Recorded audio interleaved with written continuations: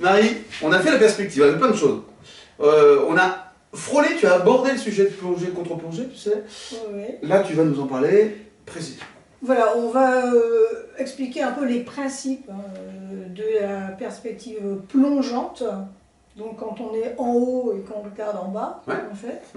Et la contre-plongée, c'est l'inverse, là c'est quand on est dans New York et qu'on regarde. C'est impressionnant d'ailleurs, hein, c'est voilà. Et voilà, Les Maldives, par exemple. Voilà, c'est des perspectives qui sont un peu extrêmes et déformées en fait. Voilà.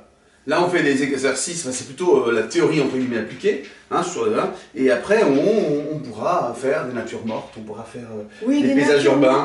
Paysages urbains, c'est possible, mais c'est violent, c'est dur. Il faut. Paysage urbain, paysage urbain, hein, paysage urbain. Allez, on y va. Donc on va commencer par la perspective plongeante. Alors comme en fait la différence avec la perspective standard, c'est qu'on a 3 points de fuite. Donc de la même manière que une autre perspective, on va avoir une ligne d'horizon avec 2 points de fuite ici qui vont nous permettre de dessiner des carrés comme on a, enfin des carrés en perspective comme on a déjà vu. Je fais ça à main levée, hein, donc. Par contre, tout ce qui est vertical, au lieu d'avoir des verticales qui restent verticales comme dans une perspective standard, on va avoir un 3e point de fuite vers lequel vont fuir les verticales. Et donc, en fait, les verticales vont se déformer. Non, je fais ça à main levée, c'est pas... Bon, l'idéal, c'est peut-être de le faire à la règle, hein, mais ici, on va le faire à main levée. Voilà, donc, si on dessine, par exemple, un immeuble, la base de l'immeuble sera ici. Et puis, les verticales, en fait, sont déformées en perspective. Donc, si on détermine que le haut de l'immeuble est là, de la même manière, les lignes parallèles, ici, ces lignes seront parallèles, elles vont fuir sur ce point-là. Donc, on a un côté de notre immeuble qui va être là. Donc, on voit bien qu'il se déforme. Et l'autre côté, donc cette ligne qui est là, va être parallèle à celle-ci, donc elle fuit là. Voilà.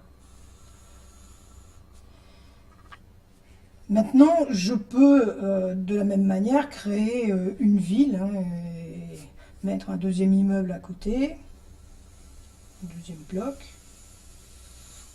Donc la verticale qui fuit vers le bas. Ici, si on est plus haut, on peut se dire que cet immeuble-là est plus haut que l'autre. Voilà, il est là. Et le moins large. Donc voilà, cet immeuble-là fuit ici. Donc on crée comme ça on peut créer des blocs assez simples. Voilà. Et donc on voit bien que toutes les verticales fuient ici. Si on est en dessous de la ligne d'horizon, c'est-à-dire qu'on est au-dessus, ici on est à mi-hauteur, hein, on est à la hauteur du 25e étage. Si on a un immeuble qui est un peu plus bas, qui sera en dessous, qui sera au 12e étage par exemple, qui a que 12 étages, on va le faire ici derrière, il va être là, voilà. Par exemple, on détermine sa largeur ici. Donc toujours une verticale qui se déforme. Puis imaginons qu'il arrive à cette hauteur-là. Cette ligne-là fuit là. Celle-là va fuir là. Voilà. Donc là, cette fois-ci, on va voir le toit de l'immeuble, alors qu'ici, comme on est au-dessus de la ligne d'horizon, on ne le voit pas.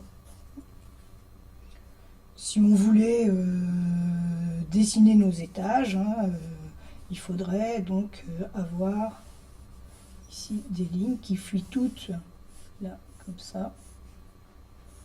Celle-ci serait horizontale. Et en fait, on peut s'aider de la perspective pour dessiner nos étages, ou des fenêtres, ou ce qu'on veut en fait. Voilà, ça c'est le principe de la perspective plongeante, on est au-dessus, et en fait on a le regard qui plonge vers le bas. Alors bien sûr, pardon, plus on va descendre, hein, si on voulait dessiner, je sais pas, le sous-sol, ou si on voulait, plus on va descendre, plus ça va se déformer. Et il y a un moment où ça devient un peu trop exagéré. Et plus on va descendre, plus voilà, bien sûr, plus c'est déformé, exagéré. Ouais, c'est déformé, moins c'est réaliste quand même. Moins c'est réaliste. Mais ça donne cette espèce un peu, sentiment un peu de vertige là. Voilà, de la même manière, hein, plus on va s'écarter, plus les murs vont pencher, et à un moment donné, ça devient plus très réaliste. Ok. Marie, ok, très clair sur la plongée. Urbaine, d'accord, pas sous-marine, d'accord. Perspective plongeante. Oui.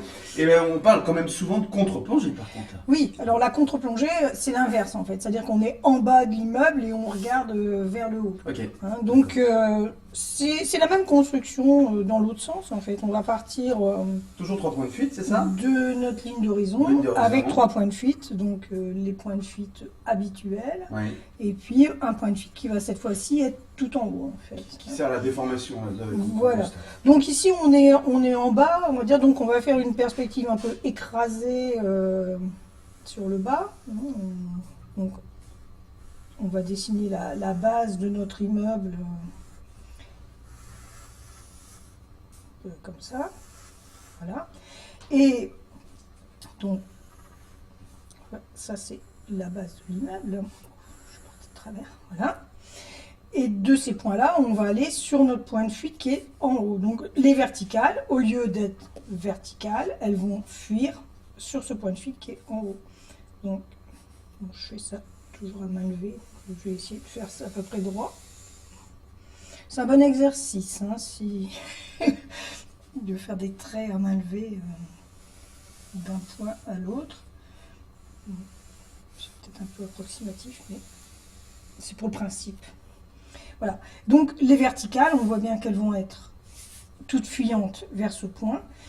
Et si on détermine une hauteur, par exemple là, hein, donc on a notre mur qui est comme ça, de ce point-là, on va partir cette fois-ci sur ce point de fuite-là, puisque cette ligne-là sera parallèle à celle-ci. Et donc, on va fuir ici. Alors, on voit que ça donne des perspectives très très déformées parce que j'ai mis les points ici très près pour bien comprendre. Bon, ce serait un peu plus réaliste si on les avait éloignés un tout petit peu, mais pour la compréhension de l'exercice, ça aurait été un peu plus difficile. Donc, ça donne des perspectives qui sont vraiment très très très déformées, pas réalistes du tout. Donc, voilà. Donc en fait, voilà notre immeuble en contre-plongée, on est en bas, on le regarde. Donc on est en bas, on a les yeux à cette hauteur-là et on regarde vers le ciel. De la même manière, après on peut en construire autant qu'on veut, hein. On peut en remettre un derrière, qui va donc fuir ici. Il peut être plus haut. Et donc ici, on ne verra jamais, bien sûr, jamais le toit des immeubles. Voilà, par exemple.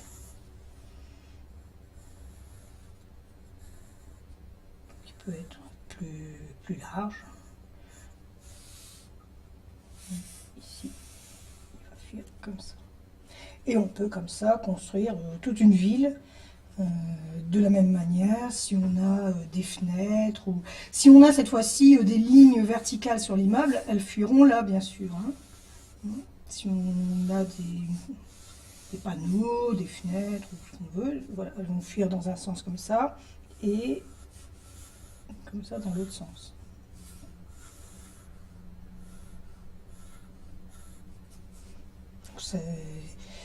Ça accentue le fait de mettre des éléments d'architecture, ça accentue la perspective. Donc on voit que les verticales fuient vers un point qui est en haut. Toutes les lignes parallèles fuient sur 2 points, alors ici un peu exagéré. Hein. Et bien sûr, en fonction de l'endroit où se situent ces points de fuite, ça va changer la perspective. Si on éloigne le point, ça va redresser un petit peu les fuyantes. Si on le rapproche, au contraire, ça va l'accentuer très très fort. Donc après, on peut jouer sur ces différents points de fuite pour changer les angles, accentuer plus ou moins les perspectives. C'est dans ce sens-là, c'est bien dans ce sens-là. C'est dans ce sens-là et dans ce sens-là. Bon. C'est symétrique en fait, les deux approches sont complètement... Oui, on pourrait les retourner, mais bon après, bien sûr, là ça pose pas. Ça pose rien. C'est le même principe, dans un sens ou dans l'autre, effectivement. Bon, ce qui est important de comprendre, c'est que les verticales fuient en fait. Et bon là, c'est vrai que c'est tout indiqué pour faire des paysages urbains, mais ça peut aussi servir en modèle vivant. D'accord.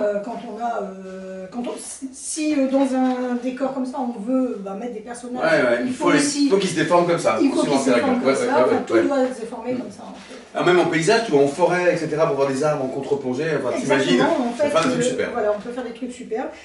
Et une petite chose aussi, exercez votre œil quand vous êtes dans une ville, quand vous êtes dans un lieu, observez ces déformations, c'est intéressant. Ok, ça marche. Au travail, à vous.